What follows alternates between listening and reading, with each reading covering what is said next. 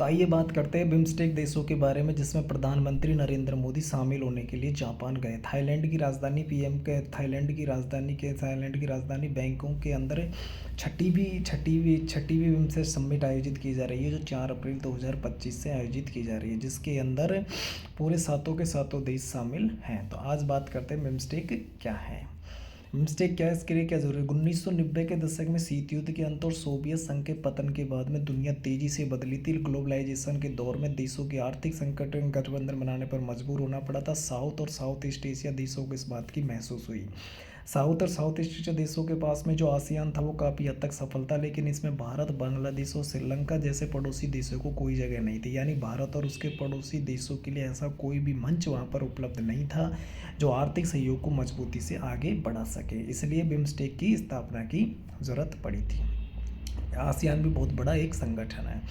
Thailand के पूर्व विदेश मंत्री थानात खनमन ने 1994 में बिम्स्टेक की स्थापना पर अपना विचार रखा था। थाईलैंड ने लुक बेस्ट पॉलिसी के तहत एक क्षेत्रीय ग्रुप के गठन का प्रस्ताव रखा था, जो दक्षिण एशिया और दक्षिण पूर्व एशिया को जोड़ सके। भारत को भी इस लुक ईस्ट पॉलिसी के तहत दक्षिण पूर्व एशिया के साथ संबंध मजबूत करने थे। इसलिए दोनों देशों की पहल पर 1997 के अंदर भारत और थाईलैंड की पहल पर 1997 में बिम्स्टेक ने 7 देशों के साथ मिलकर के बिम्स्टेक की स्थापना की थी। तो थाईलैंड के पूर्व विदेश मंत्री थानात खमनन ने 1994 में बिम्स्टेक के विचार रखे थे।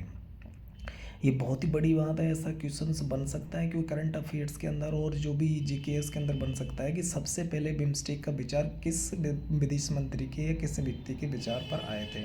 7 देश कुल मिलाकर जो आप सामने देख सकते हैं, भारत, नेपाल, भूटान, म्यांमार, बांग्लादेश है। इनकी कुल आबादी के बारे में स्थापना 6 जून 1997 हुई थी। हेड ऑफिस ढाका बांग्लादेश के अंदर है। आबादी 180 करोड़ है और जीडीपी 3.74 लाख करोड़ रुपए की जीडीपी बिम्स्टेक संगठन की मानी जाती है। Bay for Bengal initiative for multi section technical and economic cooperation के नाम से इसका पूरा नाम है। बे ऑफ बंगाल एनिविशन for multi sectoral technical economy. SAARC को छोड़कर के बिम्स्टेक की तरफ भारत क्यों बढ़ रहा है। साल 2014 की बात है, जब देश से 10 साल बाद में बीजेपी की सरकार बनी थी। मोदी ने प्रधानमंत्री पद की शपथ ले ली थी। इससे पाकिस्तान के तत्कालीन पीएम नवाज शरीफ के साथ में सार्क देशों के 6 नेता भी आए थे। ऐसा पहली बार हुआ जब किसी भारतीय प्रधानमंत्री की शपथ गृह में विदेशी नेता आए। 6 महीने के बाद में नरेंद्र मोदी जी सार्क समिति में शामिल होने काठमांडू पहुंचे थे। इस समिति में भारत का जो रेल और मोटर व्हीकल एग्रीमेंट लाने पड़ता, लेकिन पाक सरकार ने इसमें अड़ंगा लगा दिया था। इतना ही नहीं, पाकिस्तान ने सार्क में ऑब्जन कंट्री चील के 6 करोड़ प्रोजेक्ट को पेश करने की वकालत भी यहाँ पर कर दी थी। इसके बाद में भारत सरकार ने विचार किया कि वो सार्क को छोड़ सकता है, क्योंकि सार्क के अंदर प्रधान पाकिस्तान की वजह से कुछ बहुत ज़्यादा परेशानियाँ होती। 2014 के अंदर ये बात हुई थी। आगे हम इसमें बात करते हैं तो मोदी से इतने नाराज़ हो गए थे कि उन्होंने नवाज शरीफ से आधिकारिक मुलाकात तक नहीं की थी। साल 2016 में उरी अटैक के बाद भारत ने सार्क समिट में शामिल होने के लिए पाकिस्तान जाने से इनकार कर दिया था। भारत के इनकार करने के बाद में बांग्लादेश, भूटान और अफगानिस्तान ने पाकिस्तान जाने के बाद इनकार कर दिया था। इस घटना के 9 साल बाद बीत जाने के बाद आज तक सार्क पर कोई भी समिट नहीं हो पाई है। नरेंद्र मोदी जिससे नाराज़ हो गए थे क्योंकि नवाज शरीफ ने चीन की वकालत की थी और रेल प्रबंध के रूप में जो भारत सरकार ने जोड़ दिया था, उसको भी प्रधानमंत्री पाकिस्तान के ने नकार दिया था। बंगाल की खाड़ी में लगे देशों के साथ लाकर बनाया संगठन बिम्स्टेक बंगाल की खाड़ी से सटे हुए 7 देशों का एक क्षेत्रीय संगठन माना जाता है, जिसका पूरा नाम bay of Bengal initiative for multi sectoral technical and economic cooperation है, जिसकी स्थापना 1997 में हुई थी। शुरुआत इसमें 4 देश थे, से वेस्ट ईस्ट यानी बांग्लादेश, भारत, श्रीलंका और थाईलैंड आर्थिक सहयोग संगठन कहा जाता था। 1997 में इसमें म्यांमार जुड़ा था और 2004 में इसमें भूटान और नेपाल शामिल होने पर इसका पूरा नाम हो गया था बिम्स्टेक। 1997 में इसकी स्थापना की गई थी। इसका पूरा नाम Bengal initiative for multi sectoral technical and economic cooperation के रूप में जाना जाता है। शुरुआत इसमें 4 देश थे, बांग्लादेश, भारत, श्रीलंका और थाईलैंड। उसके बाद में म्यांमार और भूटान जुड़े थे। बंगाल की खाड़ी में लगे तटीय देशों में नेपाल और भूटान शामिल नहीं। ये दोनों देश चारों तरफ से घिरे, इसलिए फिर भी इन्हें संगठन में शामिल किया क्योंकि दोनों ही देश हाइड्रो पावर पाने से बनी बिजली के बड़े स्रोत माने जाते हैं। भारत में ईस्ट एशिया में कनेक्टिविटी के लिए शुरू भारत ने 1991 में पूर्व एशिया के स्थित देशों के साथ में कनेक्टिविटी बढ़ाने के लिए लुक ईस्ट पॉलिसी शुरू की थी। साल 2014 में इसके बढ़ावा कैसे लुक ईस्ट में पॉलिसी में बड़ा बदलाव कर दिया था। 80% समुद्री ऑयल ट्रेड और 40% ग्लोबल ट्रेड हिंद महासागर के जरिए होता है। ऐसे भारत के लिए बंगाल की खाड़ी ज़्यादा अहम थी। 80% समुद्री तेल और 40% ग्लोबल ट्रेड हिंद महासागर के जरिए होता है। ऐसे भारत के लिए बंगाल की खाड़ी और उसके आसपास का क्षेत्र बहुत ही ज़्यादा महत्वपूर्ण था। दूसरी तरफ चीन ने अपने बेल्ट एंड रोड इनिशिएटिव के जरिए इस क्षेत्र में अपना कदम जमा लिया था। जैसे भारत ने बिम्स्टेक के सदस्य देशों के जरिए चीन की VRI को काउंटर करना चालू कर दिया था। ऐसे में यहाँ मौजूद बंगाल की खाड़ी और उसके आसपास के देशों का महत्व काफ़ी ज़्यादा बढ़ गया था। तो इसमें भारत के ज़्यादा जानने का यही सबसे बड़ा मेन रीज़न माना जाता है। चीन की नीतियों के जवाब में भारत की ईस्ट पॉलिसी।